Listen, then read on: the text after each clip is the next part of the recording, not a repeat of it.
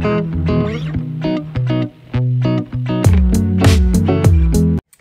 guys, so I'm not gonna lie, I did kind of fall off from vlogging every day this week, but I do have my week 2 update for you.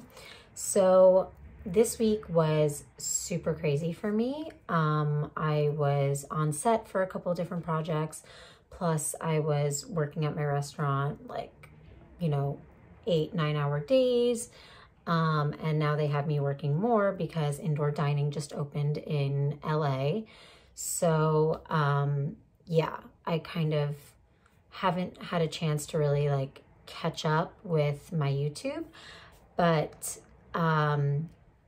yeah, I am loving this raw vegan diet. I honestly forget that I'm doing it sometimes because it's so easy now. Like I'm in a groove now where I know like healthy snacks to grab for. I know what I can and can't eat, so I'm not like stuck there trying to figure out like what I can have.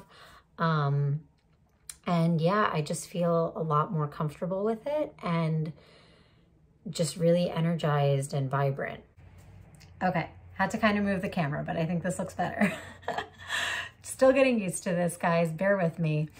But yeah, so I wanted to talk a little bit about my weight. Again, like I said in my intro video, weight, like a number on the scale, is not super indicative to me of good health because, you know, everybody's body is different. But just for your reference, I started off with this raw vegan diet. I started off at, I want to say 122. I wasn't super clear about it because I'm not consistent with weighing myself. But I was in that area, like 122, 123 maybe.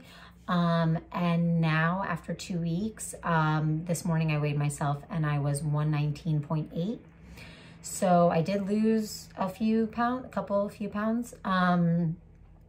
But yeah, but that's not like, again, like the main thing. It's just like, I feel really good. Like when I wake up in the morning, I'm like ready to go. I mean, granted, I still need coffee. I'm still codependent on it.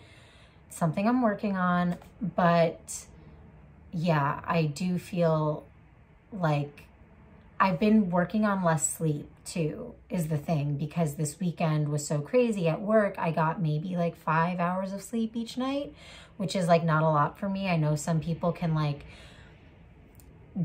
run a whole marathon on like 4 hours of sleep. Like I can't, like my body needs like 7 or 8 hours to feel good and to feel energized usually, even with coffee. I know I'm like, I don't know. It's because my brain is always in overdrive. It needs like a good full night of rest. But yeah, even on 5 hours of sleep, I feel like I've just been going and haven't burned out yet. So yeah, that's positive. And then another thing I wanted to talk about is a continuation from last week's update, which was even when you're in a pickle and you don't think it's possible to continue on with the challenge that you set out for yourself, it still is possible. I kind of had another moment like that this week where on Wednesday I was on set for a TV show and they had asked me what I wanted for lunch, and they were all ordering from a Thai place. That's what the production was allotted. And I was like, oh my God, like, so normally I love Thai food. I love my, you know, shrimp fried rice or my noodles, anything like that. Obviously couldn't have any of that. But I did get a papaya salad with no protein, no animal protein, obviously. And I made sure that everything in it was raw. And it was delicious, and it sustained me for the rest of the shoot night. So, yeah, I was really happy about that because I could have obviously like brought my own food to set, but you know, I try to take advantage whenever I'm given a free meal. And yeah, it ended up working out. So, okay, and now we've made it to the part of my weekly update where we do story time. So I was on set and I was overhearing a conversation between like some of the actors and the wardrobe people. And they were talking, this woman was talking about how she's in her 40s now and she just turned 46 or something. And she said like she had been looking at pictures of herself when she was younger, like in her 20s and 30s. And she was like, you know, I spent so much time hating my body and like berating it and, you know, wishing that I looked different and wishing I could be skinnier or prettier or fix that, change that. And she said, and you know what? Now I look back and I'm like, I was gorgeous. Like you know, I was beautiful. I was, and, you know, why did I waste so much of my mental and emotional energy on trying to, you know, look a certain way when now I would love to look that way. I would kill to look that way. And obviously like she's still beautiful and she's still gorgeous, but you know, it's just, you don't realize like how lucky or grateful, grateful you should be, I guess, for the body that you have at the moment that you have it. So I think that the takeaway from that is just being present with your body and not allowing, you know, outside influences or social media or whatever it is that makes you feel like you need to look any different, even if it's just something that's been ingrained in you from childhood, from your parents or siblings or whoever. You know, don't allow those things to take up so much of your mental and emotional energy that you don't enjoy the body that you have at this present moment, because all we have is the present. I know, like, for me, I have also experienced the same thing where, you know, my whole life I grew up being a cheerleader, and to be completely honest with you, I don't actually remember how I looked, like weight-wise, like if I was like skinny or fat or average, like growing up in, as a kid and through middle school and high school, because all I remember is what people said to me about how I looked, you know, whether it was from parents, family members, coaches, other cheerleaders, or just other girls in general. I was kind of bullied pretty heavily, to be honest. And I just remember being called fat all the time. And if I look back at pictures now of me in high school, I see a teenage girl, you know. I don't see somebody who needed to lose weight. But I think that I allowed other people to dictate how I should look for so much of my life that I just automatically thought that I was fat and always needed to lose weight. I mean, I did Weight Watchers when I was 14, you know, and like, yeah, maybe I had a little growth spurt and could have stood to lose 5 or 10 pounds, but I just don't think that anybody who's, you know, 14 and physically active like I was, you know, a cheerleader, should be doing such drastic diets.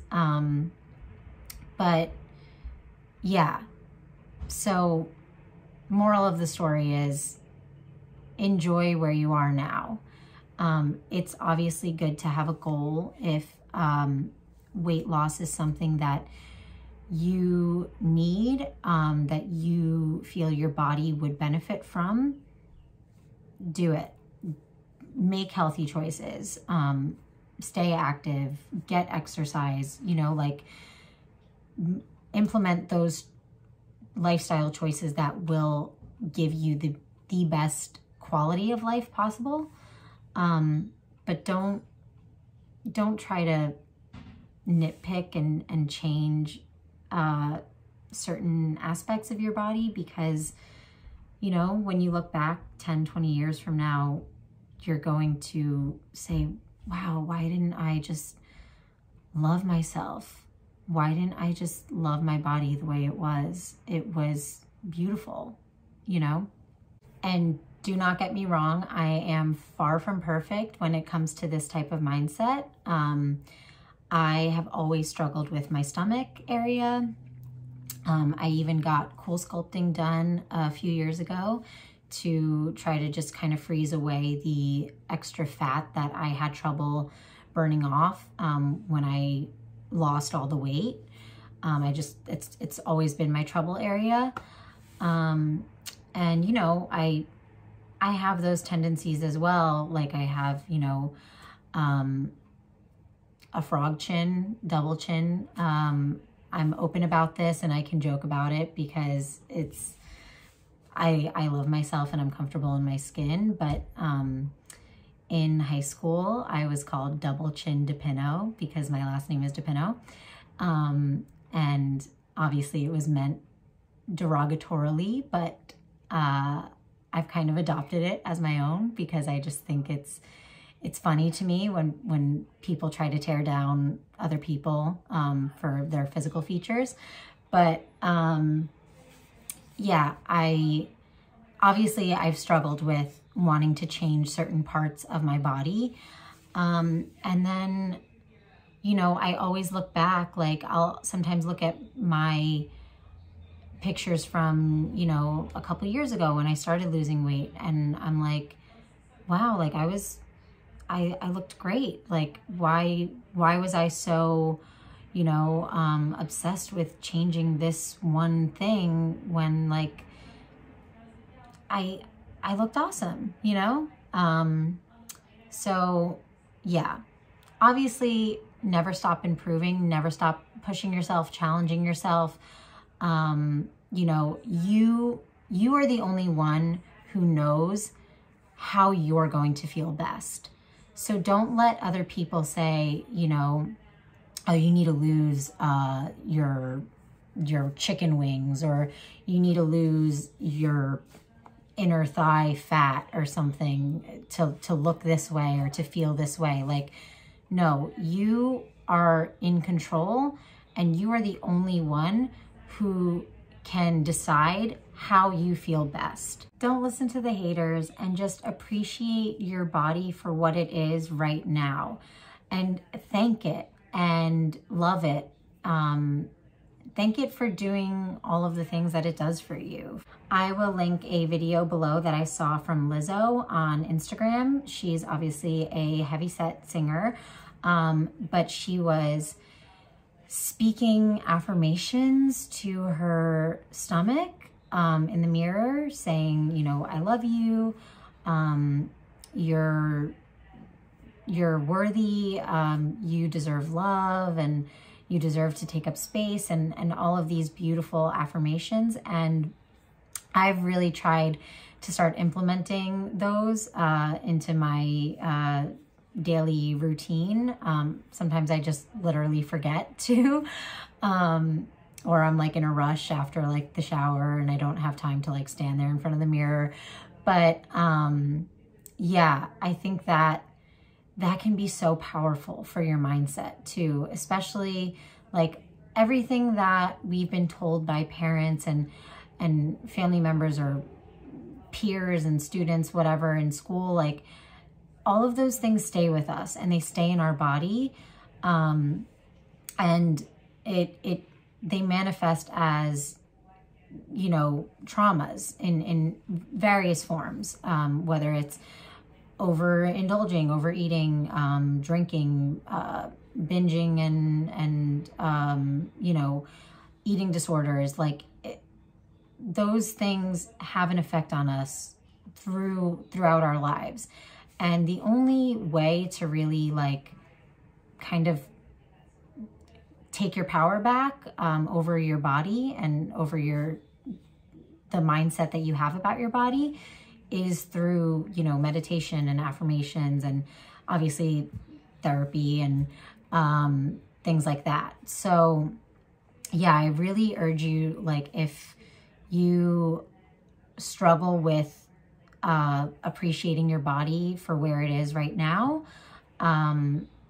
because of, you know, what you've been told about it your whole life, to try affirmations. Watch the video that Lizzo made and just try it. I know for me personally, I still struggle with my stomach. I am trying to practice loving it and speaking kindly to it. And it's been working. I have been definitely less harsh on it. I know that, you know, I still struggle with allowing people to touch it. I, like, you know, through my life, like boyfriends or like intimate partners, like I never allowed them to like kind of touch that area. It's just like a sensitive thing for me. But, you know, I've worked through some of my traumas around my stomach at this point. So I am getting more comfortable with it. And I am able to finally say I love you to it without getting emotional, which was something that took a really long time. So yeah, I hope that you guys got something positive out of this. My roommates just got home and they haven't seen each other in a year, so that's what that sound is. Yeah, I hope that you guys got something out of this. Start saying I love you, start saying thank you to your body, especially those trouble areas that you have. Just remember that when you look back years from now, you are going to wish that you hadn't spent so much time getting down on yourself. And yeah, use that mind space for something more productive, not to hate yourself, okay? I love you guys, and I will update you again next week.